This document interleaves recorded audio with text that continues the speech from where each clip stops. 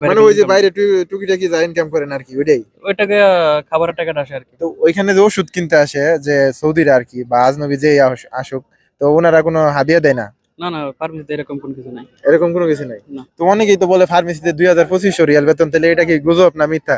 এটা ভাই যারা ফার্মেসিতে ডাইরেক্ট আছে, ডাইরেক্ট কোম্পানিতে তাদের আছে, কিন্তু আমরা আছে সাপ্লাইতে, আমাদের এরকম না। মানে সাপ্লাইয়ের বেতন নাই, না। ডাইরেক্ট যারা আছে তাদের আছে? জি, তাদের আছে। তো আপনি এই কাজ কত বছর যাবত করতেছেন? আমি 3 বছর যাবত করতেছি। 3 বছর? জি। আর 3 বছর কি এই কাজই করতেছেন না অন্য কাজ করছেন? না, ফার্মেসিতে কাজ করতেছি। তো কত লাখ টাকা দিয়ে আসছিলেন সৌদি আরব? আমি সৌদি আরব আছি 5 লাখ টাকা দিয়ে। 5 লাখ? জি। 3 বছর আগে 5 লাখ? জি। তো দালাল কত রিয়াল বেতন দিব বলছিল?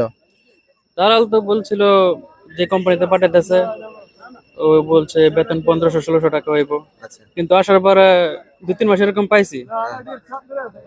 তারপরে আর এরকম পাই নাই। তারপরে শেষ? তারপরে শেষ। তো আপনি কি কোনো কাজ